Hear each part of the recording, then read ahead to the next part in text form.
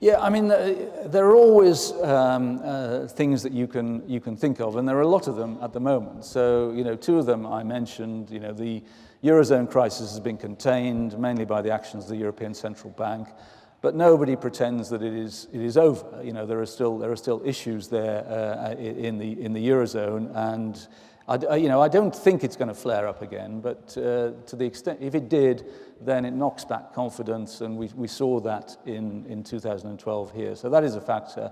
The U.S. economy is recovering, but you've got this problem with the U.S. political system. So these continuous sort of battles they have over things like the debt ceiling. I think the U.S. political system is very unhealthy. I mean, I wouldn't go so far as to say America is ungovernable, but it's becoming more difficult to govern. And some of those spats they have in Washington are very destabilizing in financial markets and can be destabilizing to the world economy. At the moment, we've got the emerging markets, some emerging markets under quite a lot of pressure over what the Federal Reserve is doing, which is tapering its QE purchases. And some people talk about this being a new emerging market crisis. And for some of those emerging economies, particularly ones with large balance of payments deficits, they've been quite vulnerable. So India, Indonesia, South Africa, and so that is a factor. Ukraine and Russia, you've mentioned that. I mean, the markets, as you've seen, they were worried about a big response from Europe and America to Russia, and we've had a little bit of a relief rally because it wasn't that big a response. But that still could have further to go. That still could be a factor. So that is another one.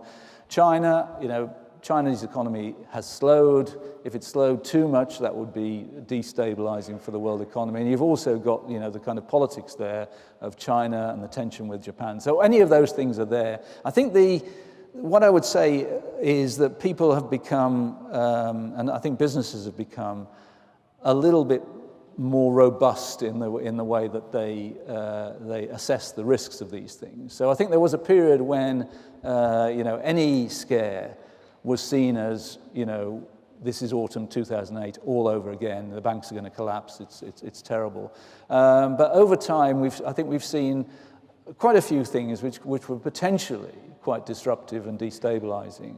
But businesses have learned to judge them better and learned to take the view that this is not quite as devastating or destabilizing as maybe the headlines have suggested. So there's coping mechanisms are a lot better now than they were. But there are dangers out there, and I wouldn't diminish the effects of any of them. But I think most of them are in the kind of we can cope with them rather than they're going to knock us back very significantly. But some of these things are the kind of the unknown unknowns which come up and surprise you. So you can never rule those out.